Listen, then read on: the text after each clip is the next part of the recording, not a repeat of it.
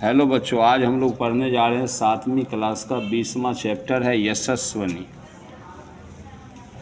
इसमें कवित्री है, लेडी एक कवि है, उसने लिखा है जिनका नाम है बेबी रानी। ये नारी की गरिमा के बारे में इस कविता में लिखा गया। चलो हम लोग पढ़ते हैं इसे। मत उसके नभ को छीनो तुम, मत तोड़ो उसके सपनों को। वह दया दान की वस्तु नहीं, वह जीव नहीं, वह नारी है। अगर कर सकते हो कुछ भी तुम, तो कुछ न करो यह कार्य करो। जो चला गया पर अब जो है, उसको संवारना आर्य करो। कहती है कवित्री इसमें कि मत उसके नभ को छीनो तुम, यानी लड़कियां जो है, स्त्री जो है, उनके नभ को मत छीनो, यानी वे जो हैं उड़ना चाहती है, उनको उड़ने से तुम मत रोको। वह इस जगत में आई है तो कुछ काम करना चाहती है, अपना नाम करना चाहती है, समाज को संवारना चाहती है, जैसे वह घर को संवारती है। मत तोड़ो उसके सपनों को। तो उसका सपना क्या है? इतने दिन जो है नारी जो है घर को संवारती आई है, अब नारी जो है घर से बाहर आकर के जग को भी संवारना चाहती है। वह दान दया की वस्तु नहीं, वह जीव नहीं, वह नारी है। वह जीव नहीं है जिसको बांध करके हम रखें अपने घरों में, ठीक है ना। वह दान और दया की चीज़ है। नारी जो है उसकी अपनी गरिमा है, आप उसके गरिमा का सम्मान कीजिए। और फिर क्या बोल रहा है? अगर कर सकते हो कुछ भी तुम, तो कुछ ना करो यह कार्य करो। अगर तुम नारी की गरिमा के लिए कुछ कर सकते हो तो तुम कुछ करो मत, बस यह एक काम करो।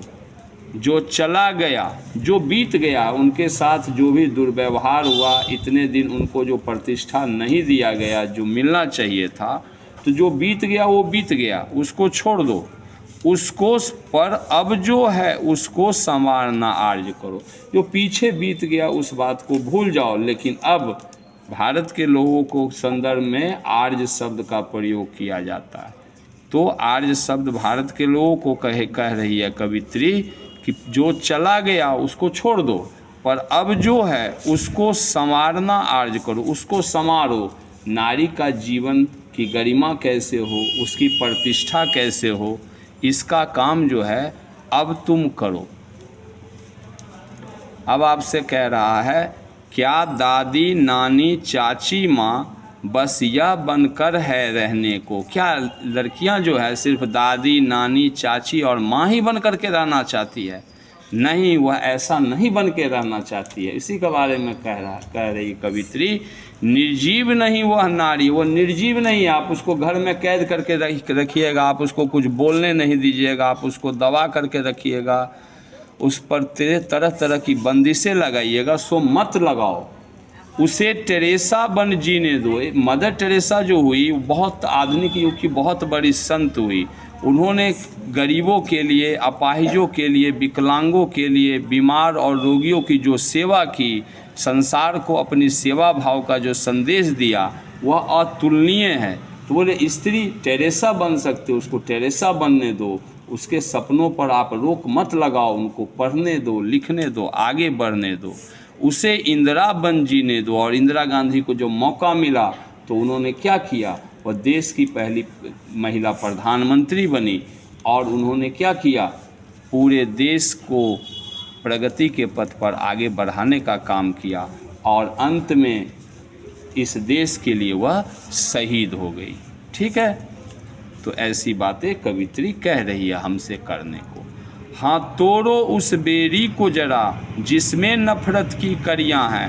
हम स्त्रियों को, लड़कियों को कैद करना चाहते हैं, उनको तरह तरह की बंदिशें लगाना चाहते हैं, और वह जब अपने इस बंदिश से आज़ाद होने की कोशिश करती है तो हम उस पर तरह तरह के जुल्म करते हैं, उनसे नफरत करते हैं। तो बोल रही है कवित्री कि हाँ तोड़ दो उस बेरी को।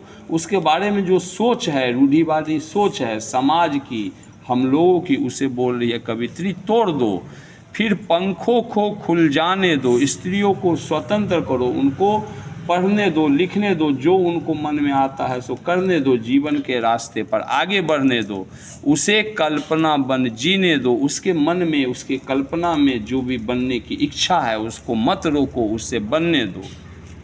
हाँ, जैसे देखो कल्पना चावला अंतरिक्ष में गई, लता मंगेशकर ने बहुत अच्छे अच्छे गीत गाए हैं। भारत के नृत्य संगीत को उन्होंने एक गरिमा प्रदान की, इतने अच्छे अच्छे गीत गाई। इन्हीं का गाया हुआ है ऐ मेरे वतन के लोगों। और कल्पना चावला कौन है? ये भारतीय मूल की अमेरिकन है, जो कहाँ गई?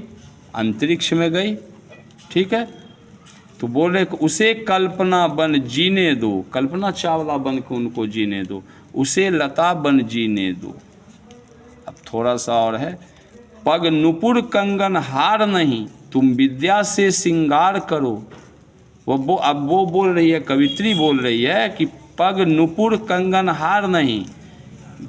पग में जो पायल या कंगन हम पहनते हैं या हार पहनते हैं, ठीक है, सिर्फ स्त्रियों का ये काम नहीं है कि वो पायल पहने, कंगन पहने, गले में हार पहने। ये इसी से अब बोल रही है कि तुम इससे मत श्रृंगार करो, तुम विद्या से श्रृंगार करो। बोल रही है लड़कियों को पढ़ने के लिए प्रेरित कर रही है कि तुम पढ़ो लिखो, विद्या से अपना श्रृंगार करो। यानी तुम में जितना ज़्यादा विद्या आएगा, ज्ञान आएगा, उतना तुम आगे बढ़ोगे।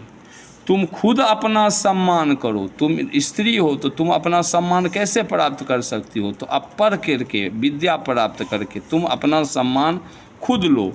तुम नारीत्व को स्वीकार करो, और तुम नारी हो तो नारी की गरिमा को पहचानो। और नारी की गरिमा क्या है?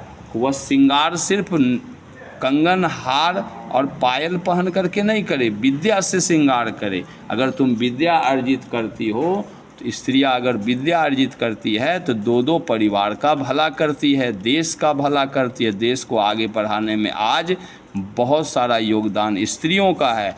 पश्चिमी देश जो यूरोप सब हैं, अमेरिका सब है, वहाँ इन नारियों को सबसे पहले प्रतिष्ठा दिया गया, बराबरी का दर्जा दिया गया। तो उस देश को आगे बढ़ाने में नारियों की भूमिका महत्वपूर्ण रही। अभी भी यूक्रेन रसिया का लड़ाई चल रहा है, तो यूक्रेन में सैनिक की कमी हो गई, तो बहुत सारी स्त्रियां जो है वहाँ पर सेना का नेतृत्व कर रही है और रूस के सैनिकों के साथ लड़ रही है। तो कितना बढ़िया कविता ये लिखा है बेबी रानी जी ने, और बहुत ज़्यादा प्रेरणा हमको देता है। तो इसको आपको मन लगा करके पढ़ना चाहिए, याद कर लेना चाहिए, और याद करने के बाद जो है इसको आपको समझाया गया, आप इसको बार बार पढ़िए, चैनल को सब्सक्राइब कीजिए। Have a good day. Okay.